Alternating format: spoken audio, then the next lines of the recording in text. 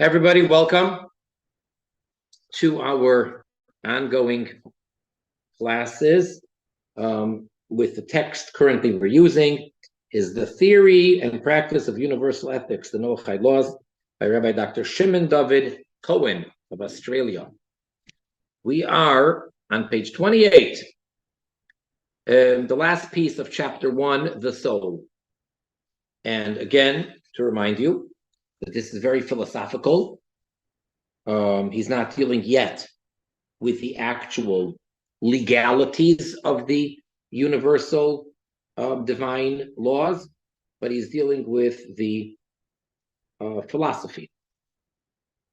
And he goes very much with the great philosopher Viktor Frankl. And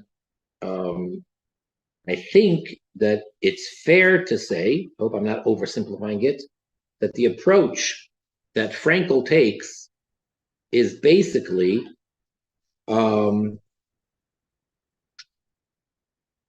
the awareness or the intellectual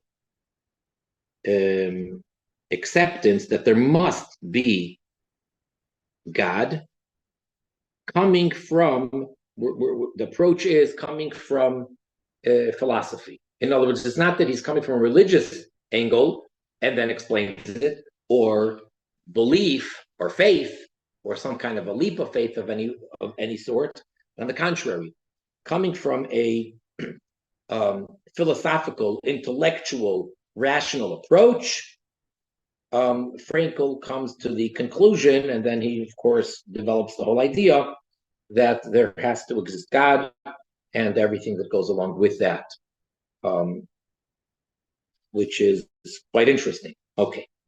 Now, we know that in the Jewish religion, if not the most important or the most basic verse or declaration in the entire Torah, in the whole Bible, is surely one of, if not the most, the declaration of the Shema Yisrael, the oneness of God, the unity of God. And a Jew has an obligation, it's one of the 613 commandments for the Jew, to recite this declaration from Deuteronomy, chapter 6, I believe, to recite it every morning and every night. And Jews have lived and, unfortunately, died by this verse. This encapsulizes the entire belief and devotion and connection, and it's basically a declaration that there is nothing other than God. There are other verses that say that, but this verse in its own right is unique. And historically speaking, many Jews gave up their lives with their final words being the Shema Yisrael on their lips. Shema Yisrael, and then we say God's name, Hashem, Elokeinu, Hashem Echad, which, as you all know, translates as "Hear, O Israel." God, our God, God is one. When we say one, there's much to discuss about that. Literally, volumes explain it, that it means the only one, singular, nothing else exists. And there are many things that that word echad, the one and only. Now, we've mentioned in previous classes that it's quite remarkable that even though the verse says Shema Yisrael, so one might think that this is strictly a Jewish requirement, or it's the level of belief that the Jew has to have, because after all, we are talking to the Jew. This is Moses saying Shema Yisrael. However, we find the story that we've discussed a number of times. It's brought down by the Rabbi Melech HaMoshiach in Lekutei Sichos, volume 26, in the talk where he formally and officially launches the 7 Noahide Commandment campaign.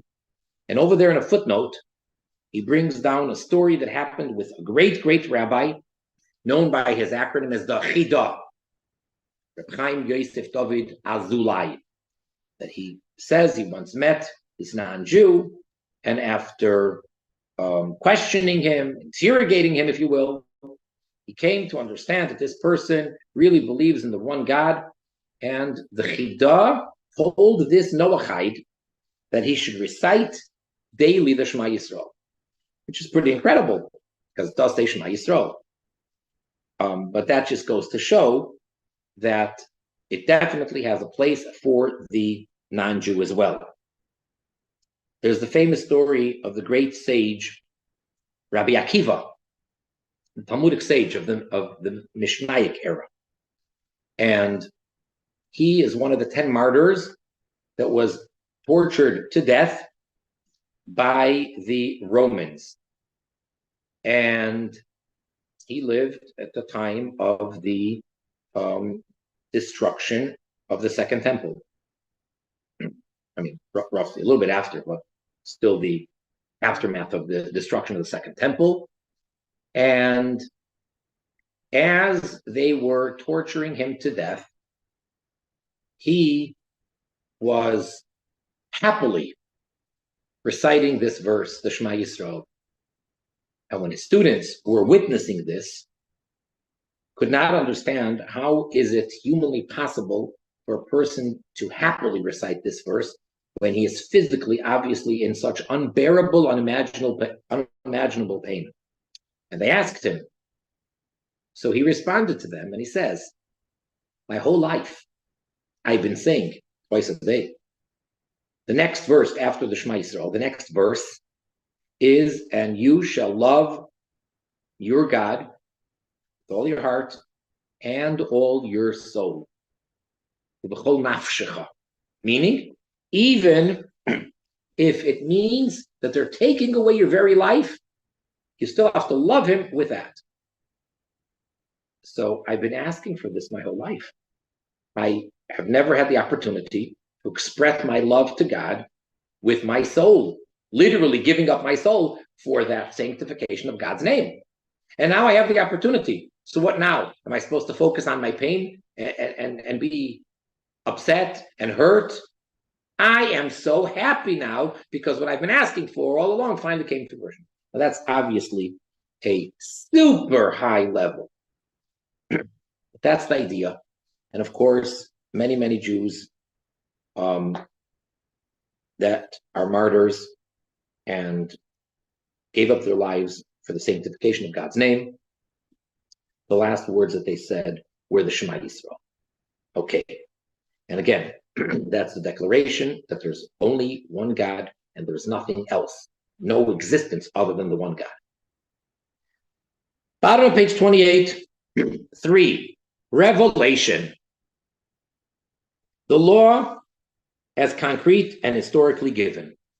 Okay, we all know that there's the idea of the revelation of Sinai, and the Jewish religion, unlike any other religion, historically speaking, is the most grounded and is a historic fact. The revelation at Sinai in the year, about 3,300 years ago, in the year 2448 since creation, according to the Torah,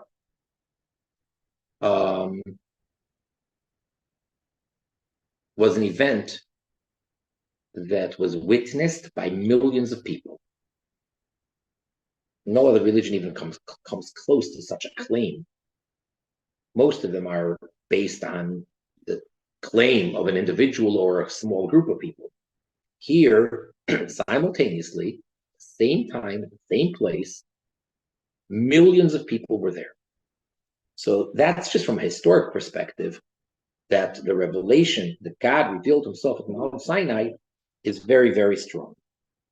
And that's called the revelation at Sinai. The imitation of God is in terms of concrete conduct. Frankel employs an analogy of visual perspective. The perspective in a picture, the course of the so-called vanishing lines, which uniformly converge in a certain point, is thoroughly dominant by this point, known as the vanishing point. The point is virtual. It is not at all in the picture. In the very picture, which in fact dominates. It is not actually represented in the picture. It does not itself appear in the picture.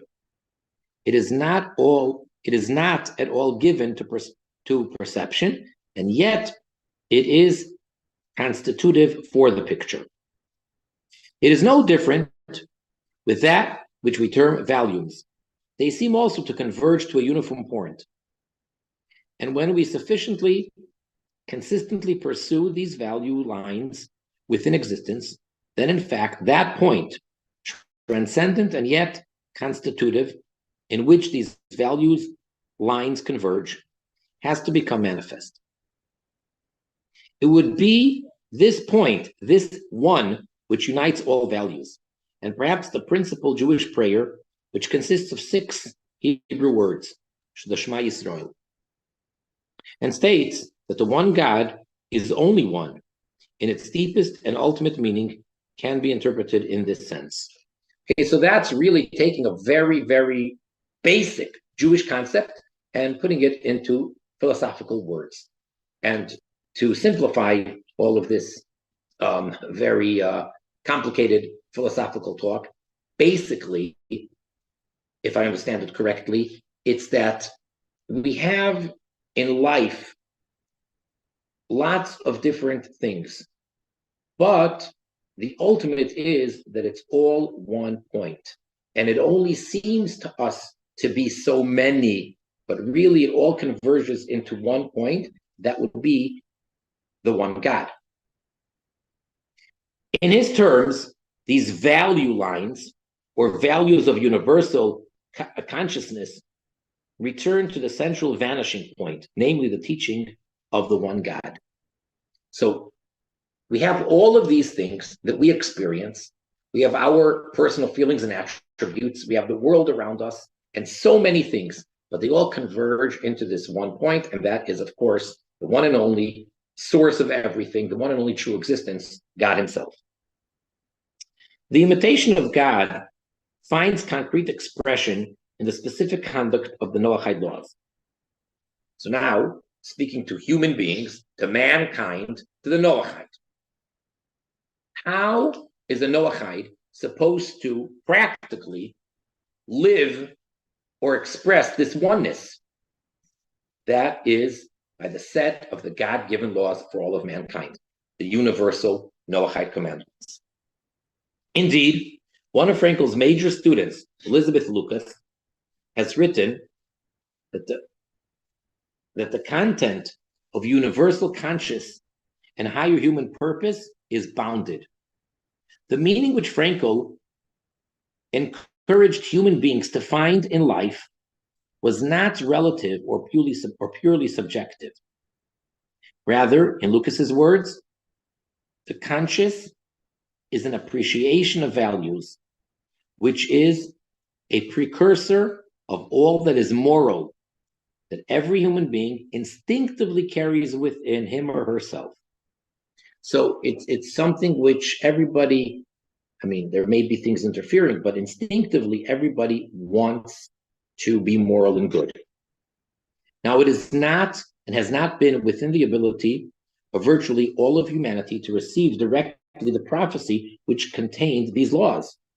Like, it's wishful thinking. It'd be nice if each person could say, how come God doesn't speak directly to me? If he'd speak to me, I'd be a different person. I'd have no doubts. I'd keep these laws. I'd be a righteous person. I'd be a saint. Okay, well, he's the one who decides how to set up the system and how to play the game. So we don't all merit to have this prophetic or prophecy relationship with God. Adam, Noah, and the patriarchs, Abraham, Isaac, and Jacob, it appears, could perceive the divine will and even learn the divine law before it had been given at Sinai. See, for unlearned or uninformed or regular people, we need to be told and to be given a set of laws. But if we were on the level that we were really in tune and we would really have this very deep, open relationship with God, we wouldn't need to be told what he wants. His will would really be natural for us, and we would know all the laws. For a Jew, that would mean the 613, and for a non-Jew, that would mean the 7 Noahide commandments. But that's not the case. However, by these great leaders, the first people who were so righteous, Adam, Noah, and then Abraham, Isaac, Jacob, one can arguably say that they kept the laws without directly being told all the details. They just knew it intuitively, prophetically. It took Moses, with his unique power of prophecy, to receive the law and communicate it concretely to humanity. All the other biblical writings, including the prophets, relate to the 5 books of Moses, as does the tradition of the commentary, or the oral law, which comes down to our generation. So everything is always going back to the 5 books of Moses, the Tanakh. The Nevi'im and the Ksuvim, the prophets and the scriptures, the writings, goes back to the 5 books, to the Torah. That is to say, it is not merely an article of belief that the divine teaching was given in its generality and particularity, and has so been transmitted and elucidated down to the present. But this is also experientially confirmable by resonance of the received doctrine in the human soul. The content of the imitation of God in the Noahide laws is not only concrete and specific, but also necessarily historical.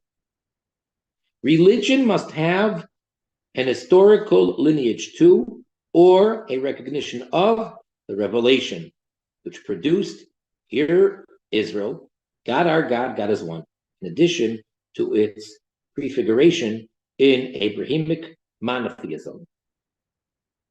So really, it has to go back to that point of the Torah, of the revelation at Sinai. And again, this is what we've learned, that Maimonides, the Rambam, states very clearly that the proper way for a Noahide to keep the 7 commandments is by accepting that these are the laws that were given by God through Moses at Sinai for all the nations. It's not sufficient to believe that God gave them to Adam and to Noah, but it goes in through Moses because that's the historical point of how we know about it. How else would we know about these 7 laws and so forth? I mean, that's just on a historical level. Obviously, it's much deeper than that. Otherwise, in Frankel's words, a person without traditional religious affiliation would be none other than one who has no language. For religious language in general, and for the average person, is only that of tradition-bound religious affiliation, or it is nothing. Right? That's how Frankel explains it.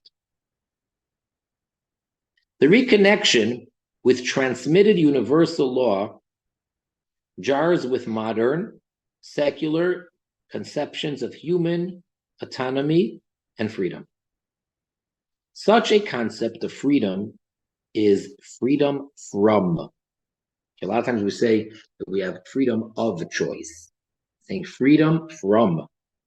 But freedom could cognitively mean freedom from a norm which constrains human desires, only if the person did not have a soul created in the image of God, which mandated that norm. Frankel and Noahide theology rather understand the principal normative exercise of freedom as freedom to actualize the divine norms, which constitute part of the human essence. So it's not freedom from, but it's freedom to. Meaning, it's not that every individual has freedom of choice, meaning you're free to choose to do or not to do such and such, but rather you're free to choose to actualize that which is really your true essence and your divine norm. So it's not like there's me versus God. I want to do all these things, which are against his will, but he commanded me to do these things, so therefore I'm going to do what he wants. That's one way of explaining it, but that's not really it. It's really that I'm free to do what my true essence wants, which is his will.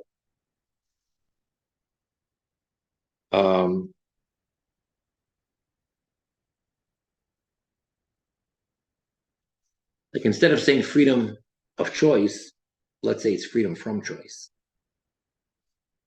The true sense of freedom, in Frankel's words, comes where one submits him or herself freely to a law. In other words, you decide on your own that you want to accept and to be under this set of laws. Responsibility is thus even more so a binding back together of freedom, a recoupling with a higher order in the sense of law. Binding back together, in this sense, is no less and no more the literal translation of the word religio. So when you speak about the origin of the word religion, this is what it means. It doesn't mean to worship this thing or whatever, or to have a bunch of laws or a bunch of rituals that you're doing, or even a belief system. What does it really mean? It's that the person chooses and accepts to live a life according to the set of divine laws. For example, it says in the Talmud that you don't truly have a free person other than one who accepts upon himself the yoke of heaven with all of the laws. Now, you would think that a free person means that I can do whatever I want and no one can tell me what to do. No government, no authority, no God, no religion. That might seem free, but no, because then the person is really stuck in their own desires or wrong or inappropriate behavior. A true free person is one who accepts upon himself the heavenly yoke, the burden, as it were, of God's commandments. Then you're truly free. Freedom, in the sense of freedom from, still, however, retains a virtue for Noahide theology, in the sense of a freedom to register individual particularity in relation to the performance of an abstract moral norm. That does not mean opposition. Rather, it alludes to the uniqueness of the specific circumstances and the specific qualities of the person in the fulfillment of that divine norm. Without violation of the divine norm, it is possible for the individual to perform it in a way which expresses his or her own unique personality and sensibility. Indeed, the greatness of a person or a collective person, meaning a culture or a society, consists in its creative and transformative integration of its personality, qualities, and opportunities in the service of God through fulfillment of the Noahide laws. So what he really wants to say over here is, again, he's saying very much this is Frankel's approach, but he says, take what Frankel says, and he's right, and that is expressed by 7 Noahide commandments.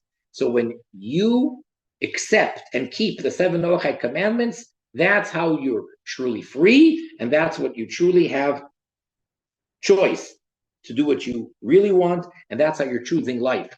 As the verse says that, behold, I am placing before you on this day life and death, good and bad, and you are to choose life, which means the acceptance of God's laws.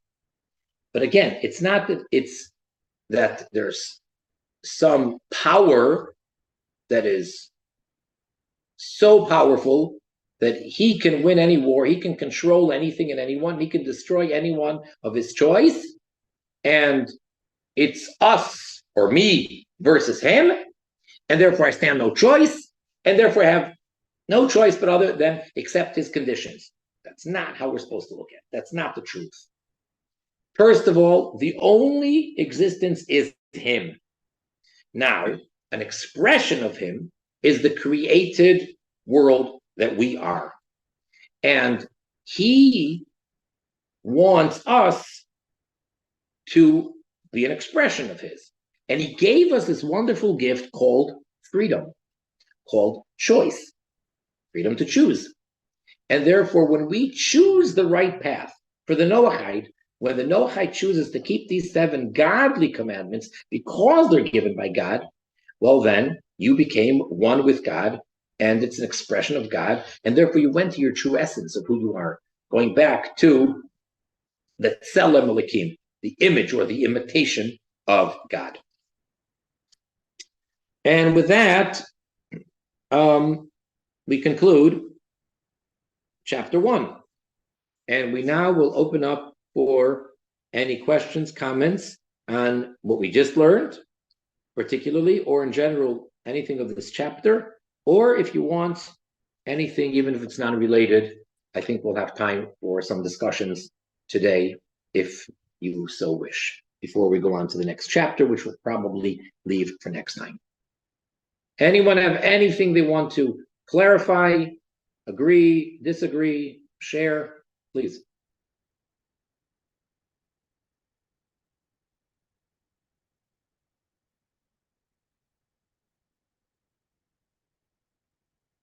If not, anyone? I do have a question. So the Jews are supposed to say the Shema twice a day, and there's a thought that Noahide should say it as well. Is there an obligation any specific times, or just when kind of, I guess, yeah, yeah. So, to be specific, really, to be accurate, for the Jew, actually, this is a positive time-bound commandment, and therefore, Jewish women are not obligated in the same fashion as men are. They need not recite the Shema in a very specific time, even Jewish women. So surely, Noachide is not time-bound. That's why I keep stressing how remarkable it is that this great rabbi told a non-Jew that he should recite the Shema every morning and evening. But again, to say that that's obligatory, no. But since he did tell him to do it morning and evening, and since we do know that if a Noachide chooses to keep any of the Jewish commandments, in addition to his 7, he may do so with the exception of a whole bunch. So some you can do as a voluntarily doing it as a non-commanded person, and therefore, if you want to do the Shema in such a fashion, so yes, there is a set time in the morning as well as at night. In the morning, the earliest time to say the Shema would be roughly from about an hour before sunrise. Okay, about 55 minutes or so before sunrise. And the latest time is 3/12 of the daytime. Whatever time sunrise is, whatever time sunset is on that particular day. Obviously, now in the winter it's really short, and in the summer it's much longer. And in the equinox, whatever, in the spring or in the fall, it's 12 hours. But whatever it is, take that amount of time and divide it into 12 parts. First 3/12. Okay, so it's basically about 9 a.m. from 6 to 9 a.m. That's the latest time that a Jew can fulfill the obligation of saying the Shema in the proper time. And for the nighttime, we have much more time. It's from nightfall, which is a little bit after sunset, and it's all night until dawn, which is about an hour and a half before the next day's sunrise. So for night, it's basically all night, and in the morning, it's the first 3 hours plus all the time before sunrise. But again, if you don't say it within that time period, and you do say the Shema, it's obviously a great fulfillment, although you're not technically saying the Shema the same way that the Jewish man is obligated to, but then again, you're not obligated to do it. What part of because the Jewish Shema has a number of paragraphs. Okay, so question is, what exactly do we mean by the Shema? Because if you look in the Jewish Siddur, the prayer book, so there are basically 3 paragraphs to the Shema. Well, there are a bunch of opinions in the Talmud, and even coming all the way down to practical law in the Code of Jewish Law. The very least is that one verse, which is 6 words of Shema Yisrael. That one verse. Then you have that entire paragraph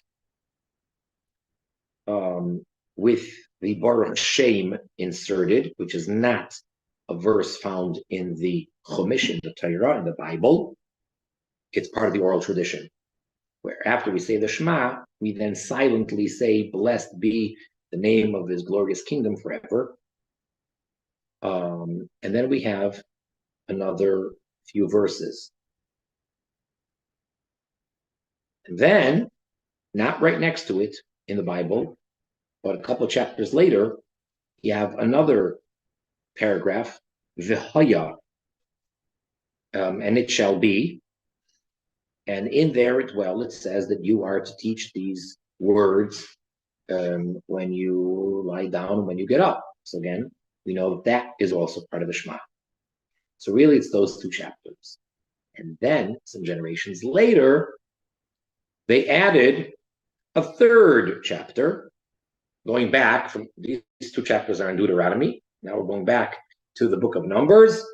And over there's one chapter which primarily is speaking about the mitzvah of tzitzis, the fringes on the 4-cornered garment. And the last verse there says that I am the God that took you out of the land of Egypt.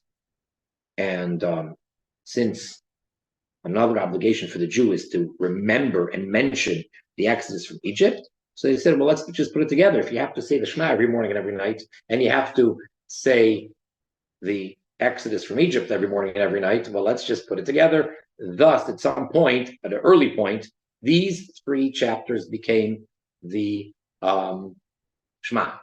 So my humble opinion, my personal humble opinion is that the 3rd paragraph is not, even for a Noachite, and even according to this Chidah, I don't think that's applicable, because tzitzis is not a mitzvah that you're obligated to do. As a matter of fact, you're not supposed to, without getting into that whole discussion. Why not? You're probably not supposed to wear the tzitzis.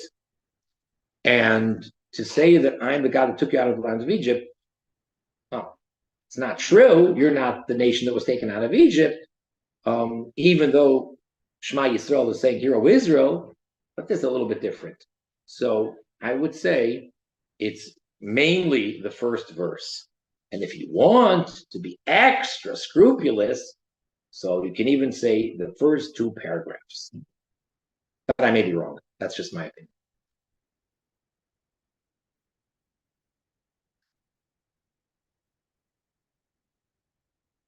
Anyone else?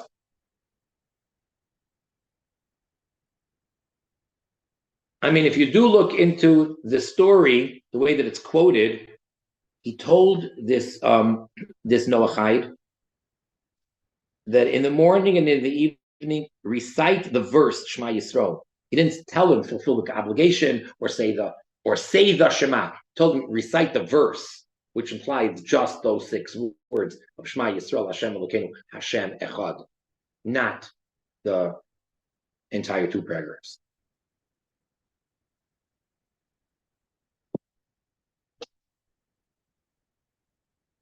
Should we proceed to chapter 2? We have some time? Yes, please. All right. Chapter 2. Intellect, rationality, and the Noachide laws. Now again, when it comes to religion, so the question is, do you start with faith, with belief, or do you start with rational thinking? For example, Abraham, who rediscovered and reintroduced to the world monotheism, seemingly, according to the tradition, the Midrashic tradition, he started off, the way it's described, with intellect. And he started searching and tried to understand where did everything come from. And therefore, he intellectually realized and came to the conclusion that there must be what we call in English God, the creator. So, let's see how this works through the Noachide, rationality, and the Noachide laws. Overview. Proceeding down from the unique character, role, and knowledge of the soul in the human being, which is what we were talking about in chapter 1, about the soul, this chapter goes on to consider the significance of intellect and rationality in Noachide theology. Now, the previous chapter was all about soul, and we explained that this is really your essence, and if you would only be on a higher level, if you'd only have this prophetic vision, you would know what God wants. Okay, now we're saying, let's go all the way down from our essence state of being made in the image of God, and let's now go to our rational self. It does so by contrasting dimensions of rationality in the work of the great sociologist, the psychologist Max Weber, elaborated by reference to the treatment of these same themes in the philosophies of Russell, Kant, and Aristotle, with the comparable dimensions of rationality in the Noachide laws. The first of these has to do with the place and status of rationality. And this in turn relates to the distinction of the realms to which belief, the soul's knowledge, and reason, rationality, pertain. Weber deemed the truth content of religious belief as merely subjective. Russell sought to critique the objectivity of religious belief by presenting it as contradictory to logical and scientific reason. Okay, so he says it makes no sense, religion. For Noachide theology, on the other hand, belief relates to an objective realm transcending creation, that of godliness and its attributes mirrored in the human soul. Because remember that we're made in the image of God, so therefore when we analyze or study ourselves, our intellect, and our emotions of the heart, that gives us a glimpse and understanding somewhat of the divine. Concurrently, and without contradiction to belief, intellect relates to a worldly realm. Okay, so it's no contradiction. The rational mind and our religious belief. The second dimension has to do with the function of rationality in terms of the goals which it serves. The formal characteristics of ethical rationality in Weber are elaborated by reference to Kantian notions of freedom, consistency, and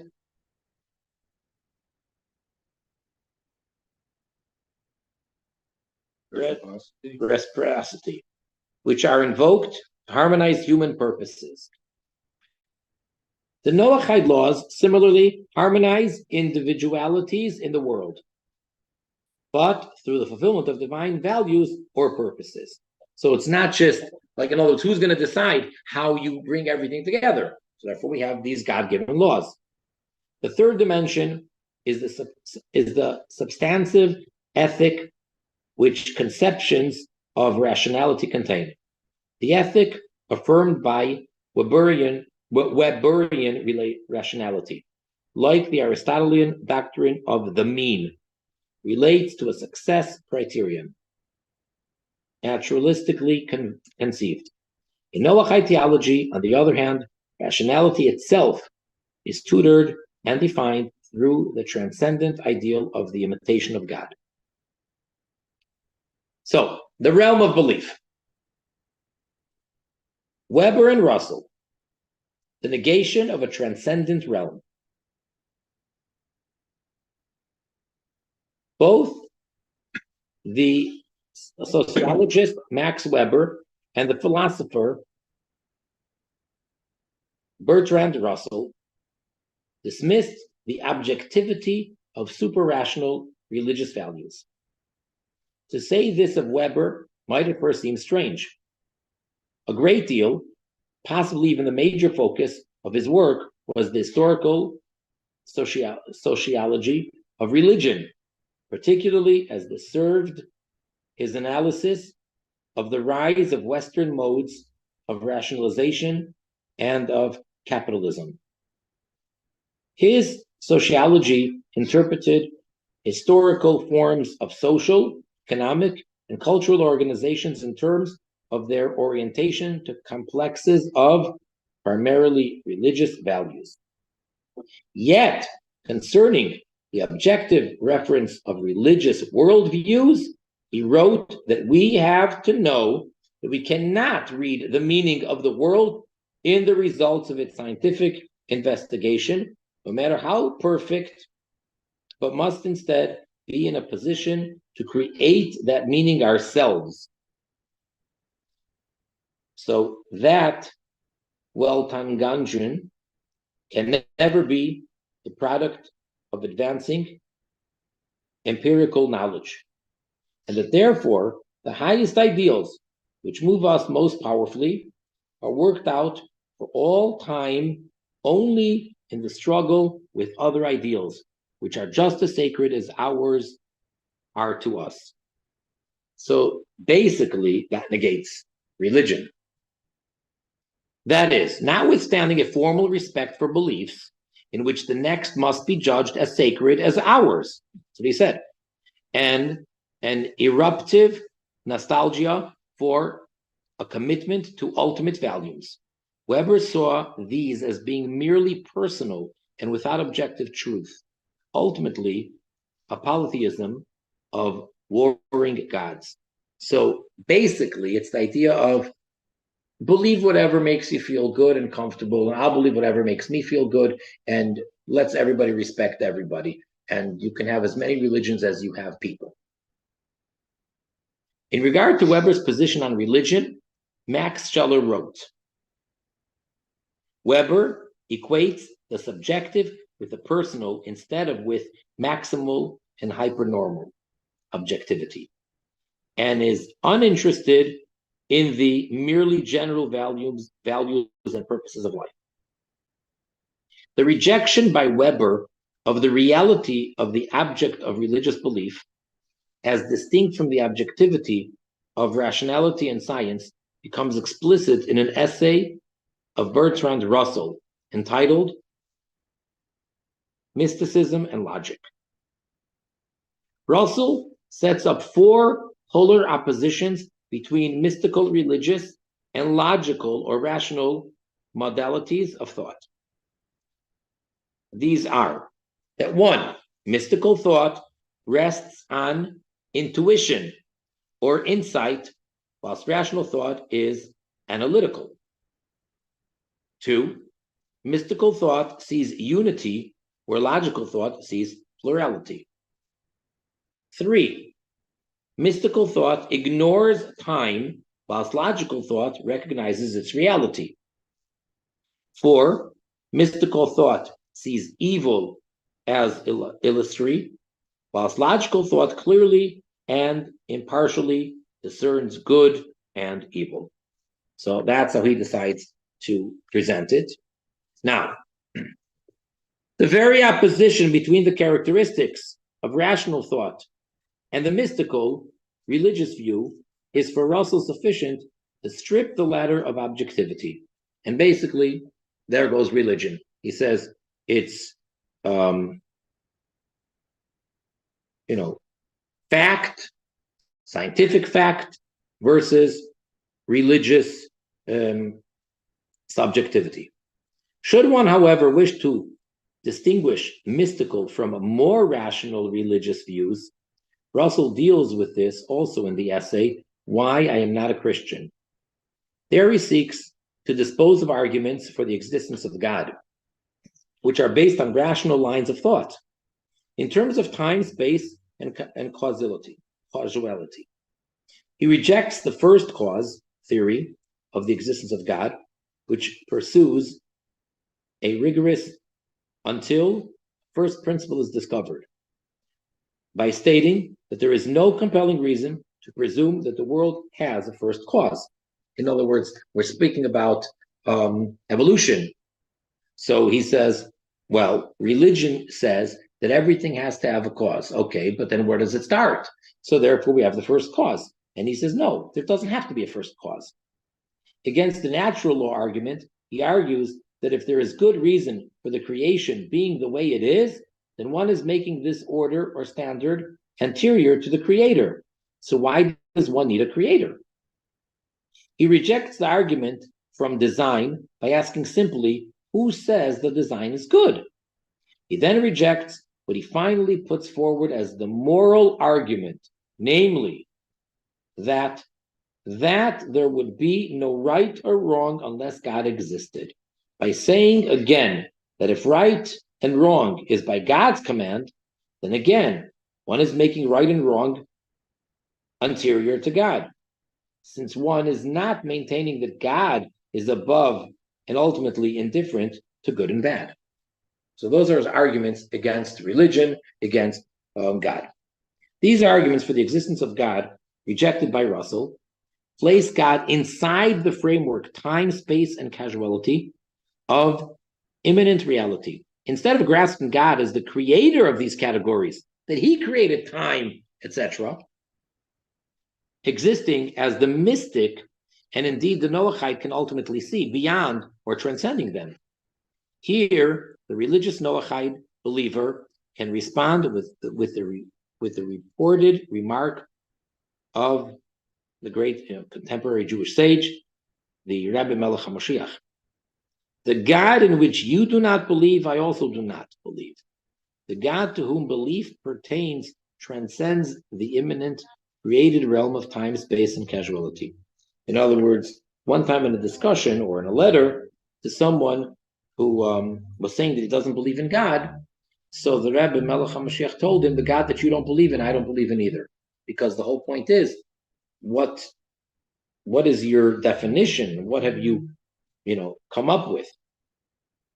Noahide theology, the objectivity of a transcendent realm.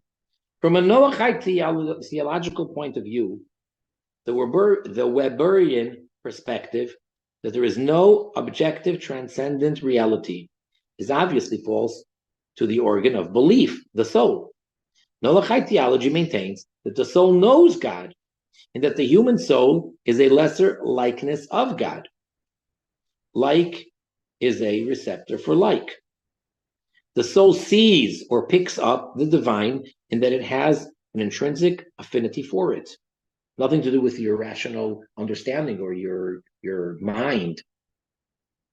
The ability to see spirituality and the potential for all human beings spiritually to see the same spiritual reality relates to the universal constitution of the human soul in the image of God. The presence of a common root spirituality in all humanity cannot be proven or refuted rationally. Rather, it can only be confirmed through a process of growing native spiritual resonance when presented to or evoked in individuals of different cultures. The common recognition of the divine through the common spiritual constitution with which human beings are endowed is, according to the biblical tradition and its commentaries, to become fully manifest in the redemption of humanity, meaning in the Messianic era, then it's going to become obvious. So, contrary to many philosophers,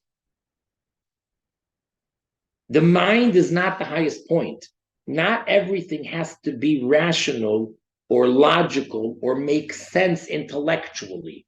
There is that which transcends intellect. Yes, our mind is the highest part of the human being, but that's only within the framework of the human being as such. But then there's the soul, which we spoke about, which transcends intellect.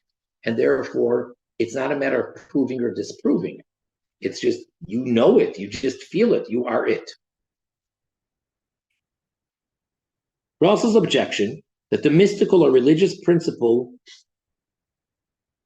vitiates rational discourse and scientific activity is also disposed of by the Noahide theology. This can be understood by way of the introductory notion that there, in fact, simultaneously exist two dimensions of reality, the result of the operation of two different divine powers in creation. One is a transcendent divine power, infinitely surpassing all things in creation, which operates from without to engender them constantly into existence ex nihilo, giving them the fact of their existence. Okay, this is in Kabbalistic and in Hasidic terminology, is what we call, he's explaining now that there's two different channels of creation. So this is the one called Yesh Me'ayin, something from nothing. And the one he's about to explain is called Ilav Alu, cause and effect. But this is, and those would be also the two types of godly light. One is the Makif, the transcendent one, and the other one is Pnimi, the one which comes into. This power, from which all things come to be and stay in being, is the source of their ultimate unity. At the same time, there operates in conjunction with this infinite, transcendent divine power, another divine power of contraction, which analogously to a colored filter over a white light, functions to screen out that infinite creative light and to refract or delineate, so to speak, the finite and specific forms of being. These two powers, an infinite engendering one and a delimiting one, are issued and coordinated by God in the ongoing act of creation. And of course, Hasidus speaks a very great deal about this whole function of how, which names of God he's using to do this, but it's the idea of revealing, and then there being this filter, this contraction, this concealment. The world, fashioned by the power of contraction, articulates what we imminently know as nature, with its framework of time, space, casualities, and other structures. These are dealt with through the categories of another created natural entity, human intellect. That's where the human mind is, when you're dealing with the way that God is working in what we call nature. Behind the surface of nature, which is all the secularly thinking mind perceives, however, functions the unified, engendering life force with qualities which transcend human understanding, but which the soul accesses, sees through belief. So at the same time, so it's not we can't understand God intellectually. No, on the contrary, that is one particular level. It's the lower level. That is how God created the world in a natural course. And that's right at the very beginning of Genesis of creation, Bereshis. In the beginning, bara Elohim. That name of God, Elohim, is this idea of nature. But at the same time, there's the higher level, which is beyond any type of limitation or any type of rational understanding. This removes the contradiction posed by Russell. One, between the mystical intuition of the soul, which accesses the deeper reality, and the analytical grasp by reason of the surface, contracted reality of nature and creation. Russell mistakenly makes them compete on the one immanent plane of reality. Appreciation of the coexistence and cooperation of these two dimensions of reality also dissolves the other remaining three oppositions which Russell posits between mystical and logic, since these simply relate to the different dimensions of existence.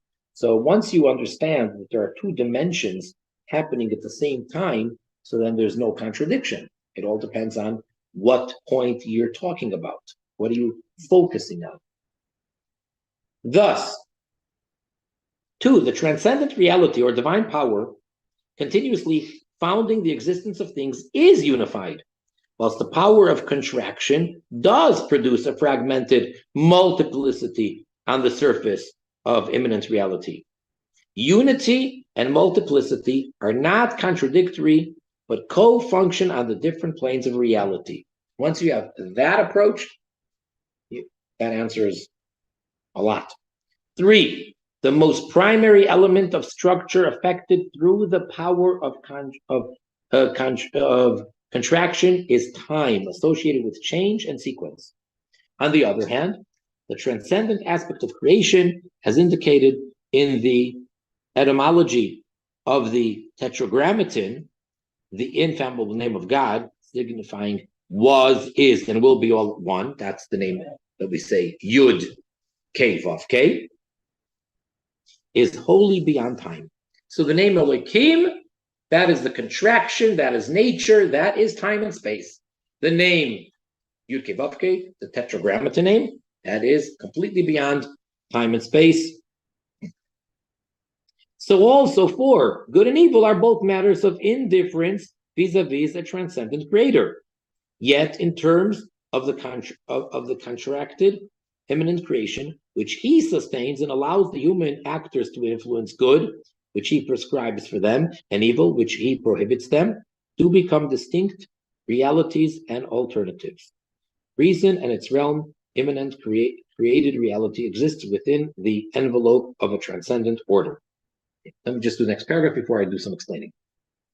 Belief acts as not only the divine source of creation, but also the values known as a divine attribution, divine attributes, transcendently imparted through revelation. These attributes, paralleled in the human soul, also find translation into divine commandments in general and the Noachide laws in particular. There's a verse in the book of Job. It says as follows: if you've sinned, what have you done to him? If you have many iniquities, did you hurt him? If you're righteous, did you help him? If you're doing good, does he benefit or gain from you? In other words, the implication of that verse is, don't reduce God to being needy or to being able to be affected. He is beyond everything and anything, and therefore everything is totally irrelevant. There's no good, there's no evil. Okay? No good, no evil. That's true.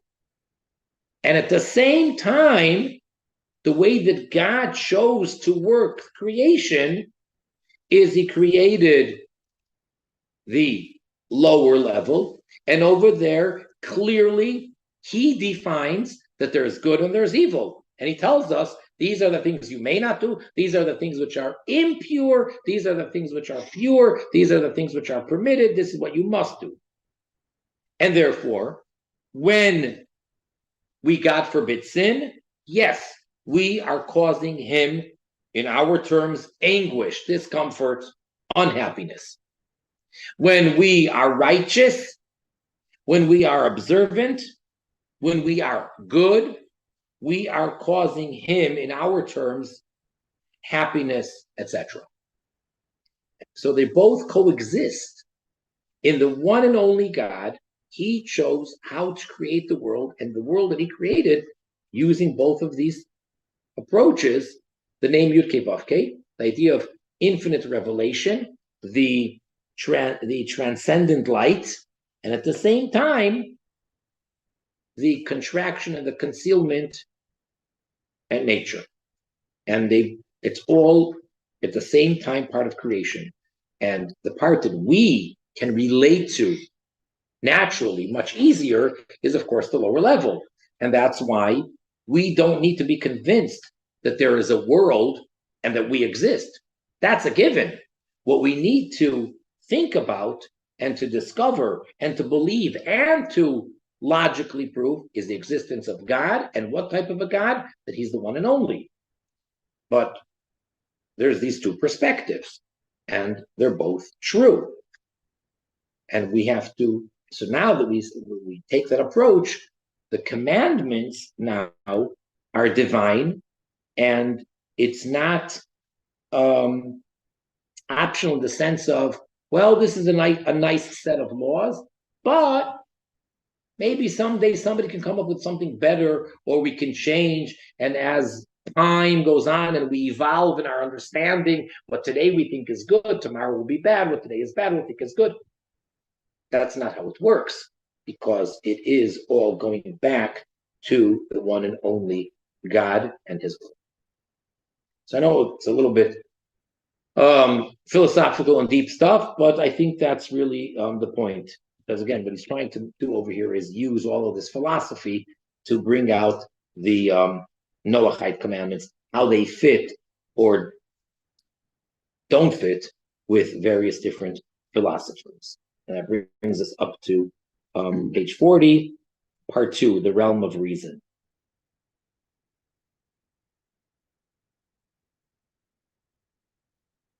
All right, so I think we're looking at next week. Yes. And then after that, no. Okay. Hanukkah for two Thursdays. Yes, that's right. So we are on, hopefully, Mitzvah Hashem for next week. All right, everybody, be well, stay well. I will share only good news, news of peace, success, health, and of course the main thing, Mashiach. Amen. Thank you, Rabbi. Thank you, Rabbi. Amen. Thank you, Rabbi. Have a great evening.